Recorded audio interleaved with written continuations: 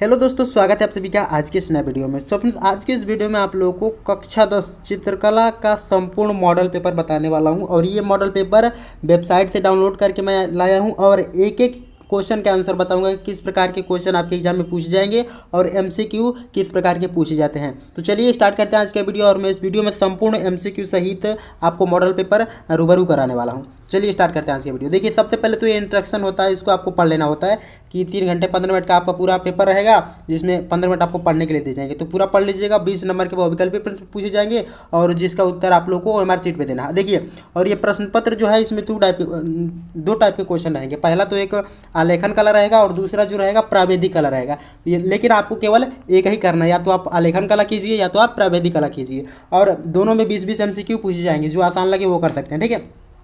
देखिए, इसमें पहला क्वेश्चन हम लोग को पूछा गया आलेखन कला में कि आलेखन कितने प्रकार के होते हैं। ये मोस्ट इंपॉर्टेंट प्रश्न है और पहला क्वेश्चन का राइट आंसर हो जाएगा बी, ऑप्शन बी हो जाएगा इसका राइट आंसर। 4 प्रकार के होते हैं, ठीक है। मैं केवल क्वेश्चन पढ़ के उसके आंसर बताऊंगा एमसीक्यू का। ज़्यादा टाइम नहीं लगेगा, कम टाइम में आपका पूरा मॉडल पेपर खत्म हो जाएगा। और आलेखन कला और प्रावैधिक कला दोनों के एमसीक्यू का आंसर बताऊंगा, ठीक है। देखिए, क्वेश्चन नंबर 2 में दिया गया है हम लोग को कि निम्न में से कौन सी पेंसिल हार्ड होती है। इसमें से हमको बताना है कि कौन सी पेंसिल हार्ड होती है। तो ऑप्शन नंबर ए में दिया गया हम लोग को H2H इसका राइट आंसर हो जाएगा। 2H जो पेंसिल होती है वो हार्ड होती है और 2H की जो पेंसिल होती है वो उसकी जो लाइन होती है वो पतली होती है बहुत। और यहाँ पे बी वाला जो पेंसिल है, इसकी लाइन जो होती है वो बहुत क्या होती है, मोटी होती है। तो ये भी याद रखिए कि जिसमें बी की मात्रा अधिक होती है उसकी उस पेंसिल से जो रेखा बनाई जाती है वो मोटी होती है, और जिसमें एच की मात्रा अधिक होती है उस पेंसिल से जो रेखा बनाई जाती है वो हल्की होती है, ठीक है। तो इसको ऑप्शन बी राइट आंसर हो जाएगा। क्वेश्चन नंबर 3 देखिए, इसमें हम लोग से पूछा गया कि 2 वर्डों को मिश्रित करने पर प्राप्त वर्ड कहलाता है। जब 2 वर्डों को आपस में मिश्रित किया जाता है तो उनसे जो प्राप्त वर्ड होता है वो क्या बनता है, तो द्वितीयक होता है। ऑप्शन नंबर 20 का राइट आंसर हो जाएगा द्वितीयक।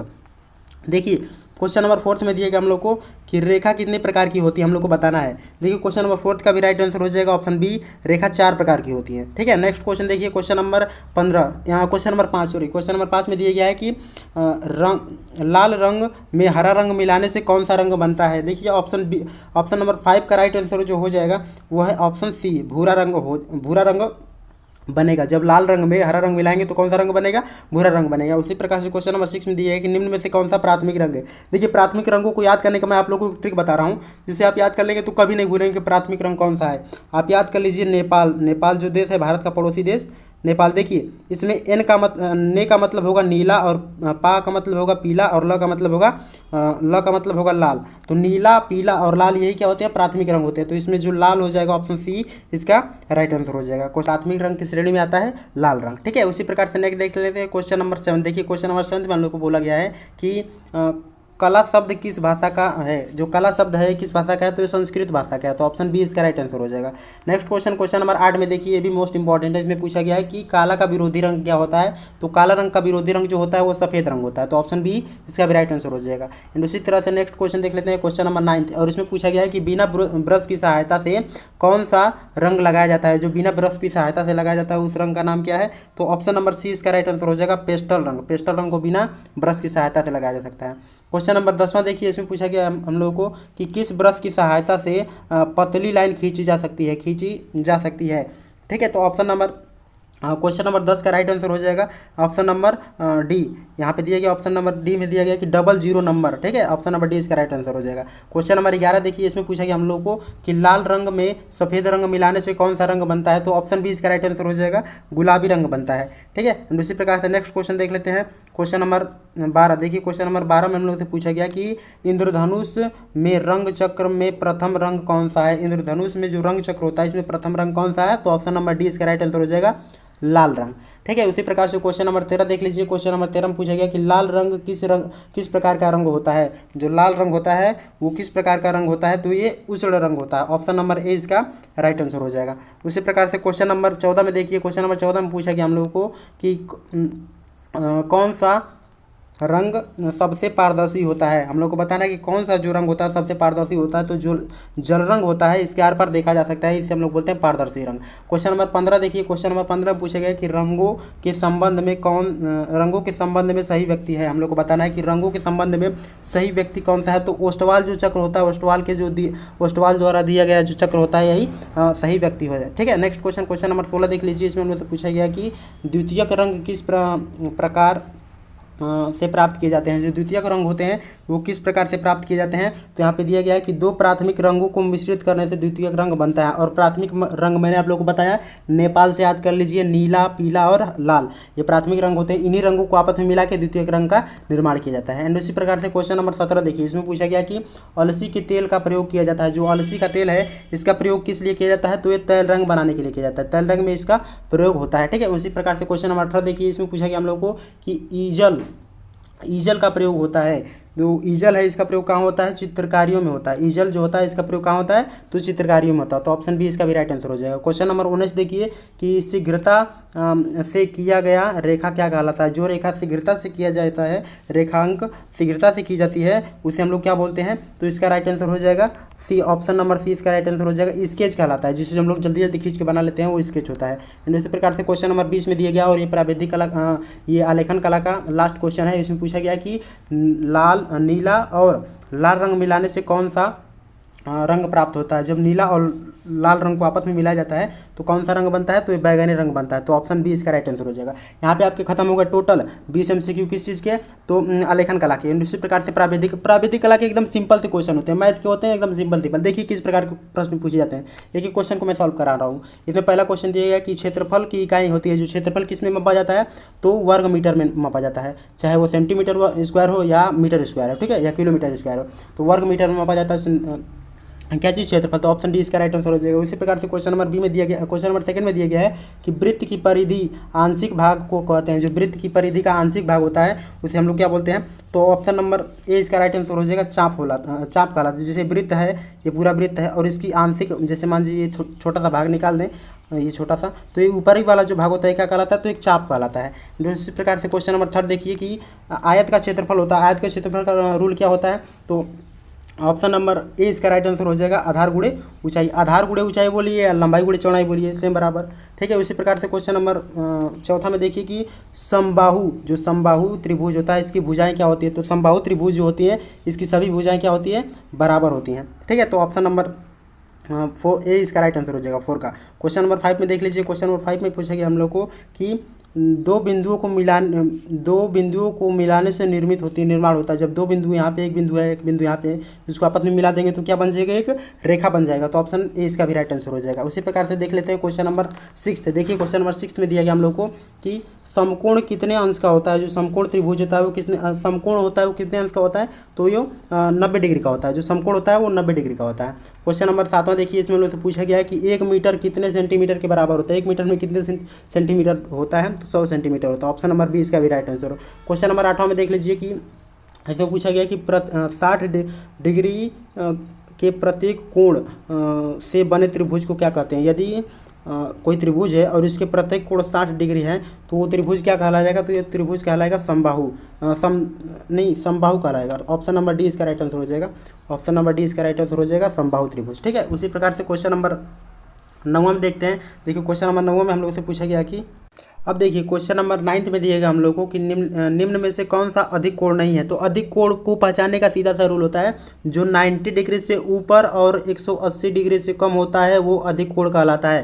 तो 90 डिग्री यहाँ पे दिया गया है, 180 डिग्री, 100 डिग्री, 170 डिग्री, यहाँ पे 50 जो होता है ये अधिक कोण की श्रेणी में नहीं आता। तो ऑप्शन नंबर सी इसका राइट आंसर हो जाएगा। क्वेश्चन नंबर देखिए 10। देखिए इसमें हम लोग से पूछा गया है कि किसी वृत्त के केंद्र पर कोण बनता है। कोई वृत्त है, इसके केंद्र पर कितने अंश का कोण बनता है, तो 360 डिग्री का कोण बनता है। तो ऑप्शन नंबर बी इसका राइट आंसर हो जाएगा। एक छोटे से बिंदु पर भी 360 डिग्री का कोण बनता है। क्वेश्चन नंबर 11 में दिया गया हम लोग को कि एक वृत्त में अधिकतम कितने केंद्र होते हैं। तो एक वृत्त में अधिकतम जो होते हैं एक केंद्र होते हैं। तो ऑप्शन नंबर ए इसका राइट आंसर हो जाएगा। देखिए क्वेश्चन नंबर 12 में देख लेते हैं हम लोग। इसमें पूछा गया है कि निम्न में से न्यून कोण है। तो निम्न में से न्यून कोण कौन सा है हम लोग को बताना है। तो ऑप्शन नंबर सी इसका राइट आंसर हो जाएगा।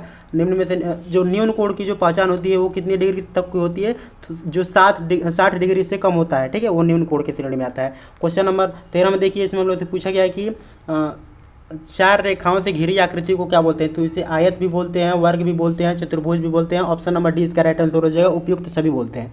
ठीक है, क्वेश्चन नंबर 14 देखिए, इसमें पूछा गया है कि किसी संपूर्ण कोण का अंश होता है। जो संपूर्ण कोण होता है वो कितने अंश का होता है, तो 360 डिग्री का होता है। ऑप्शन नंबर 14 का राइट आंसर हो जाएगा, ऑप्शन नंबर डी। इसी प्रकार से क्वेश्चन नंबर 15 में पूछा गया है कि ओस्टवाल ओस्टवाल रंग चक्र में कुल कितने रंग होते हैं ओस्टवाल चक्र में कुल कितने रंग होते हैं, तो 8 रंग होते हैं। ये याद कर लीजिएगा, मोस्ट इंपॉर्टेंट प्रश्न है।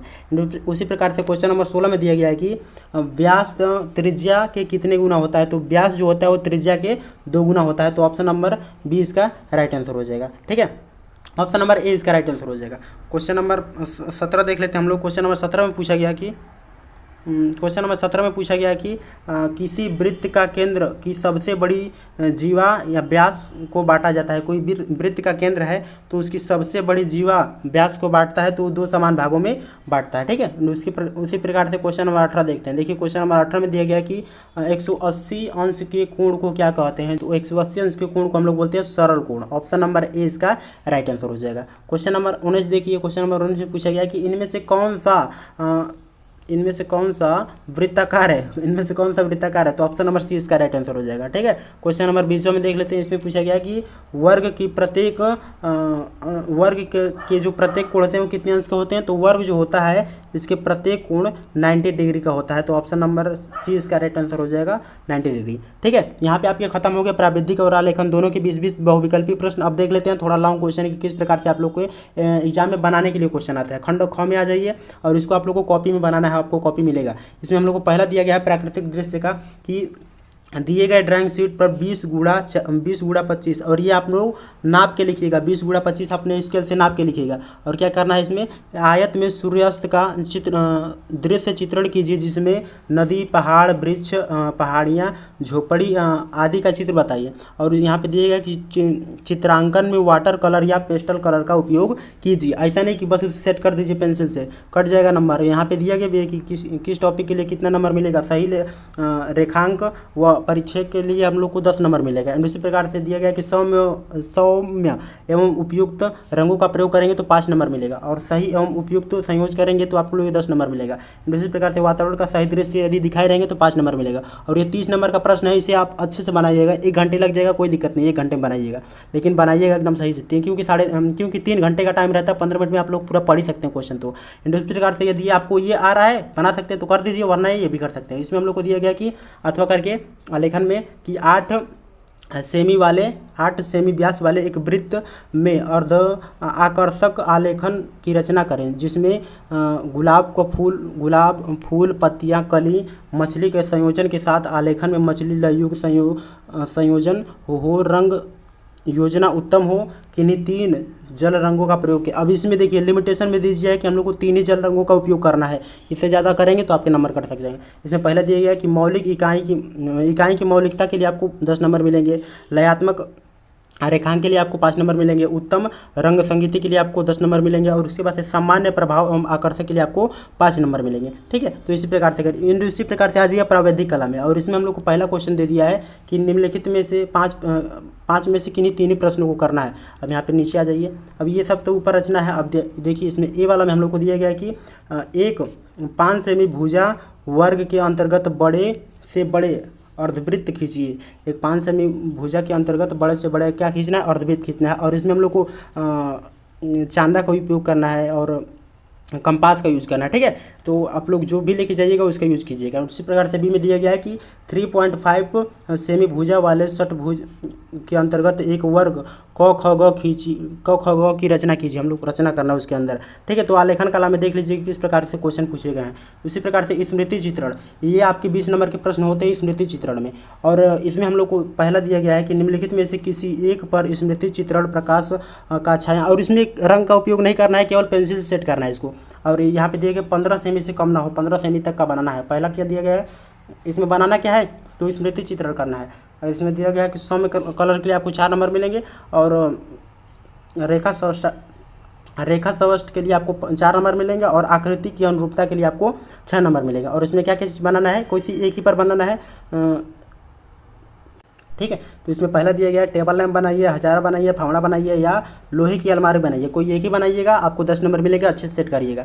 इसी प्रकार से बी में दिया गया है 10 नंबर का, इसमें भी है कि निम्नलिखित में से किसी एक पर स्मृति चित्रण छाया प्रकाश दर्शाते हुए पेंसिल द्वारा पूर्ण कीजिए। हम लोग को पेंसिल द्वारा ही सेट करना है। इसमें दिया गया कि 2 पत्तियों सहित आम बनाना है, फिर प्लेट में रखा एक सेव बनाना है, शलजम बनाना है, बैगन बनाना है, कोई एक ही बनाना है आप लोग को। 10 नंबर का क्वेश्चन है, ठीक है। तो यहाँ पे आपके खत्म हो गए टोटल मॉडल पेपर के सभी प्रश्न, जिसमें आपको मैंने एमसीक्यू भी के आंसर भी बताया और प्रावैधिक और तथा आलेखन कला में क्या क्या चीज़ बनाना होता है आप लोग तैयार कर लीजिएगा। तो आई होप कि आज का पूरा वीडियो आप लोगों ने समझ लिया होगा, एक एक एमसीक्यू को समझ लिया होगा किस प्रकार के क्वेश्चन आपके एमसीक्यू में पूछे जाते हैं। और हाँ, इससे मिनिमम 50% क्वेश्चन आपके एग्जाम में आ जाएंगे, क्योंकि ये मॉडल पेपर मैंने वेबसाइट से डाउनलोड किया है, ठीक है। तो सभी क्वेश्चन को अच्छे से तैयार कर लीजिएगा और 10 मार्च को जाइएगा, एकदम मजे से पेपर दीजिएगा। तो मिलते हैं नेक्स्ट वीडियो में, तब तक के लिए धन्यवाद। जय हिंद, बाय बाय।